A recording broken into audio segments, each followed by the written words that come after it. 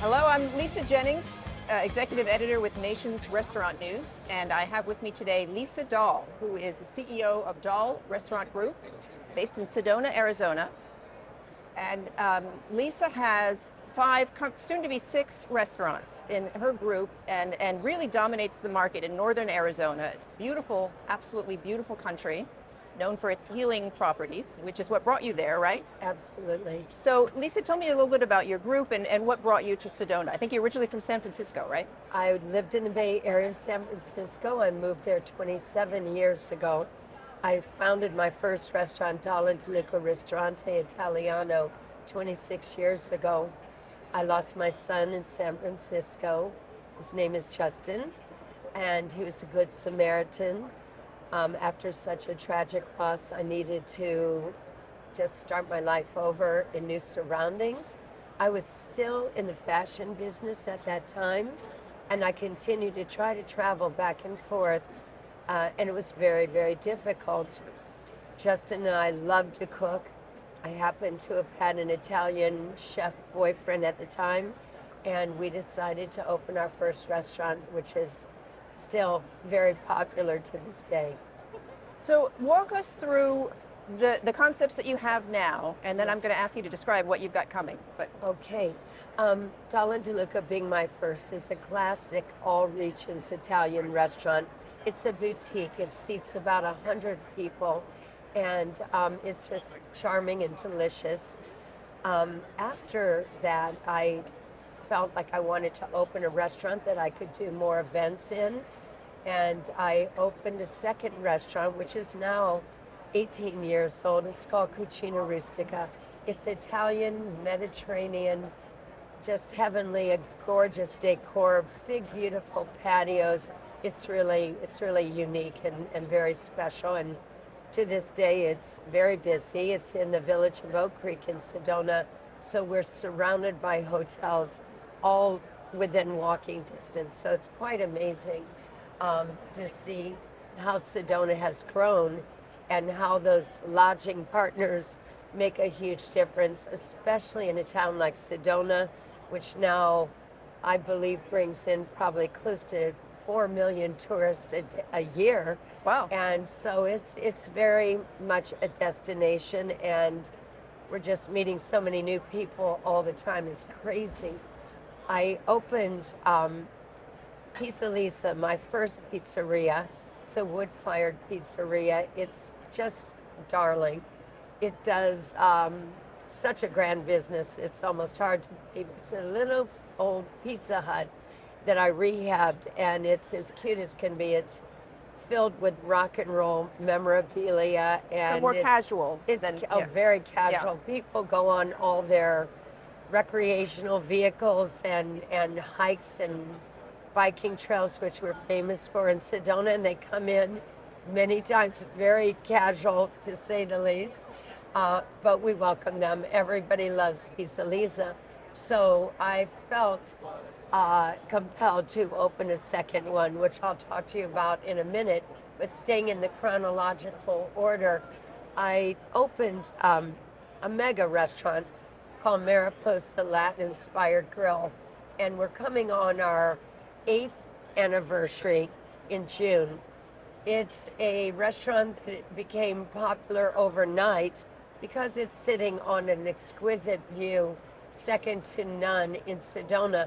But that being said, I really didn't want a restaurant that was simply beautiful without great food. I felt that a steakhouse and a seafood grill with lots of wonderful organic vegetable dishes, sitting on this beautiful view with a lovely contemporary interior, looking out from all of the windows as well as very spacious patios, would be something very unique for Sedona. Yeah, sounds so gorgeous. it's been, you should come and visit. Yeah. It's really, everybody loves it. Right. And then the last butterfly And the burger? last that I opened, which was just pre-pandemic, by about 6 months before the pandemic broke out, is called Butterfly Burger. And it's very unique. It's very next level, as they say. I call it a couture burger lounge because it's not like a typical burger place in any respect. It's high end. It's based on. I was, I'm excited to say that I won 3 burger battles before I had a burger concept, and people were so thrilled with the burgers. I said maybe I'll try one out and open in Sedona and see how it would go, and it's been very popular. We were able to pivot to almost all takeout to get through the pandemic and the lockdown. And we learned a lot from that. We're back in business. We're still struggling for labor, as many are, but it's of all of our restaurants, it's been hurt a little bit more, maybe because it was newer. So the staffing has been tricky, and we're trying to get our retail numbers back to where they were before. Are you at full operating hours? We're full operating hours. We've still been in and out a little. We've had to close for some lunches, which we never like to do when we're in our tourist season. Right. It's really hurtful, even if you close for an afternoon. People are looking forward to having that experience, and the doors are closed. It kind of breaks our hearts, and to break their hearts. Right, right. Well, I'm gonna bring you back to that in a minute too. Yes. But so before we close, the new concept is an extension of your pizza concept. That's as you right. mentioned. It's I have a tendency to call it Pizza Lisa 2, but it'll be Pizza Lisa in the village of Oak Creek, which is, as I had mentioned before, where I had Cucina Rustica and Butterfly Burger. It's where I always felt was the gateway into Sedona, but yet the more urban part of Sedona, if there is one, is in West Sedona. So this is as you enter Sedona from the Highway 17, which is the big one coming in from Phoenix. And so we'll be right as people enter, we'll have 3 fabulous restaurants that all connect the dots between casual fine dining and fast casual. I'm excited for Pizza Lisa 2 in the village of Oak Creek because it's going to be a more expanded prototype, which I think is very insightful for maybe future expansion into other markets. Oh, that's interesting. Yes, yeah. yes. So you're ready to go out beyond the Red Rocks area. Well, I've been talking about it for years, and then a little thing called COVID and the pandemic kind of stopped me, and I'm sure others in their tracks, to just want to stabilize our business. We had over 300 employees before the pandemic, and we went down to a very low number of in the 40s, quite honestly. Wow. So now we're back, building back, but we have to train all the new people, which is very demanding and challenging, needless to say. So I'm keeping a watchful eye, as you would say, to see how that looks for the future. But our concepts are unique. They're very flavor forward. We're very fortunate to have almost a 500,000, well, we did have a 500,000 guests in 2019. So we're slowly building back. Our popularity is more than ever before, which is very exciting, and I'm humble when I say that because we're seeing so many new people. But by the same token, internally, we're not up to where we were because our employees from before knew our culture, Right. and now we have to train that and teach that. But I'm feeling optimistic for the first time in a while. Yeah, that's great to Yeah. hear. Well, Yeah. if you do leave the Sedona area, are you thinking other parts of Arizona, or are you Well, thinking about other markets yes. entirely, going to a new state? You know, I'm always thinking big, and maybe I need to reduce my expectations for a while, my dreams. But I don't like to really think that way, but I want to be cautious. I want to do this slowly. I feel that Butterfly Burger and Pizza Lisa are wonderful concepts that could be anywhere in the country. People come to our restaurants and they're always saying, how come you're not in Vegas? How come you're not in New York? They're very savvy restaurants. And I have to also think about the competition that's trying to jump into our neck of the woods. But if I were expanding in the near future, there's no doubt that I would first expand in what is my extended neighborhood of Phoenix and Scottsdale and Tempe, and that huge marketplace, which is the fourth largest restaurant demographic in the country. So yes, I would move there first and do all of our testing, and especially because we're so name recognized. Yeah. I attended many events before the pandemic. I had been very fortunate to have lots of wonderful PR and very known in that market, and frustrated in some ways that we weren't in the market.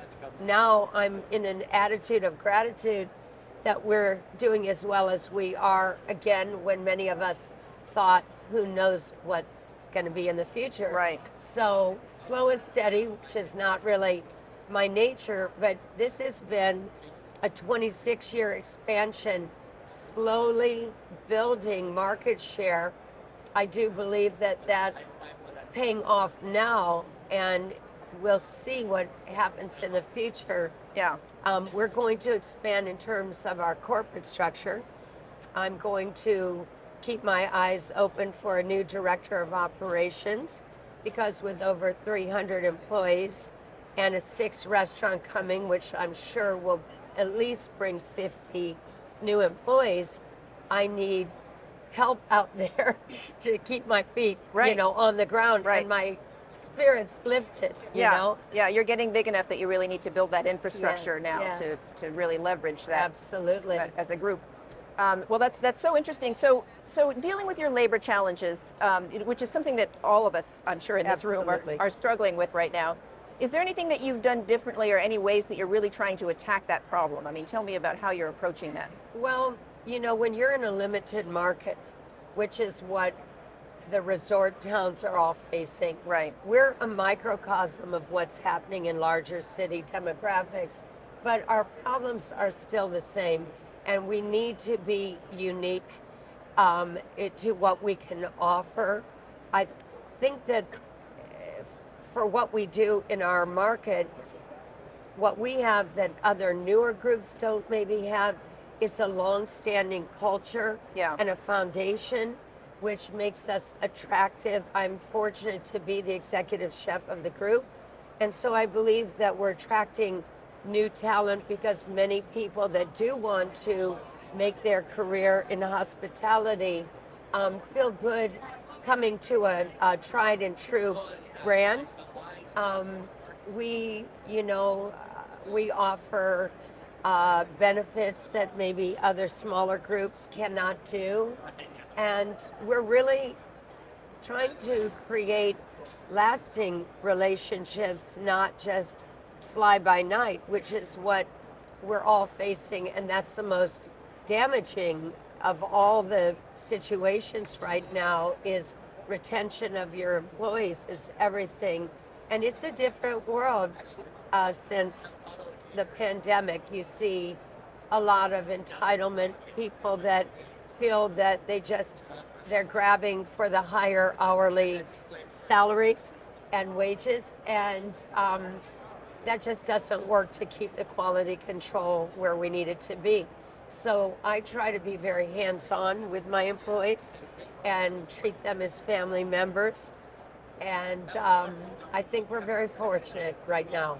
So you're a self-taught chef, right? Yes, I am. Yeah, which Yes. is interesting. But you do the menus for each of your concepts? I do. I've created all the menus. Yeah. I'm also looking for a corporate chef, so if anyone is out there that's interested. But yes, I have created all the menus, and I try to stay on top of the trends.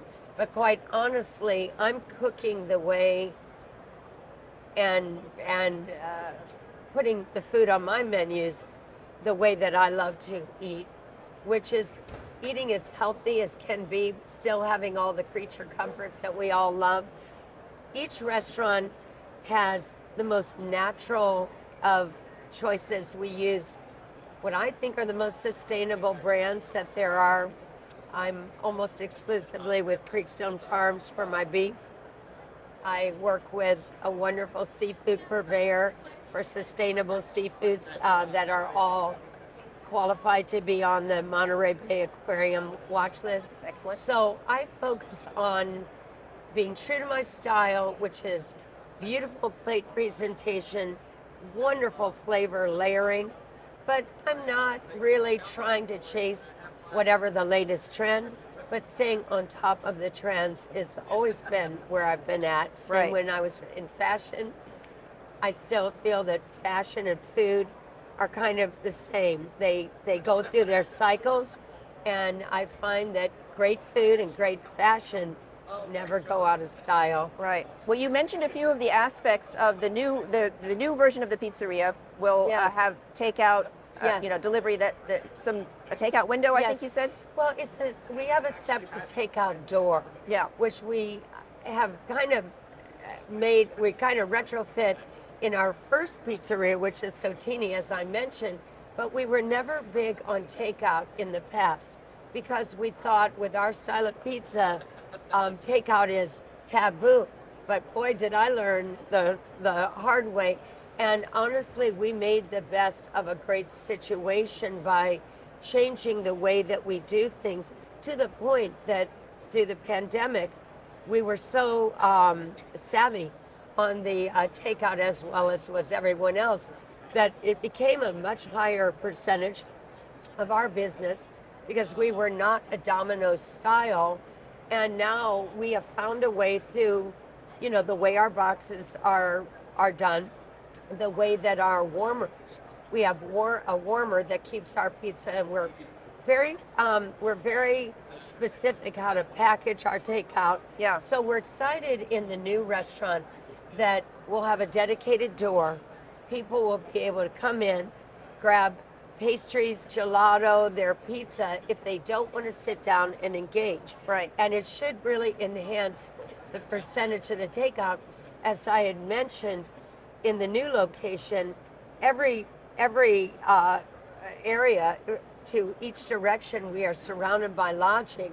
So I think that it's going to be very attractive, especially with all the hiking trails and biking trails, that you can just come in and maybe get a panini or get a homemade dessert and run out and then maybe come back later and have sit down at one of our restaurants. Right. Yeah. That's fantastic. Yeah. Yes. Okay. So, Lisa, your group has won a number of awards, hasn't it? Well, I've been very fortunate to represent our group. This year, we're going to be nominated as one of the top brands in all of Arizona, which is really means a lot to us. And I'll also be able to pass the baton to the next Food Pioneer. I was awarded the Food Pioneer in 2019 and in 2018 Top Chef. The reason that means so much to me, Lisa, is that is award through the Arizona Restaurant Association, where your peers in the hospitality business are the ones that nominate you. And so here we are in Sedona and being awarded, or at least nominated, as one of the emerging brands means a lot to us. And the previous pioneer, I think, was Fox Restaurant Group. So you're in excellent company, I think, right? Absolutely. Yeah. I'm very excited to be a part of that. Yes. That's great. Yeah. Okay. Well, Lisa, thank you so much for sharing. Thank you what's for going asking me such great questions. I'm give you blessings in your growth and hope you find your way, at least in that market and other markets, Yes. if that's where you're heading. And I hope that you'll come visit us, Lisa. I'm looking forward really to it. think Yeah, that we're just a drive away. Yep, I need to go. So thanks for being here. Thank you.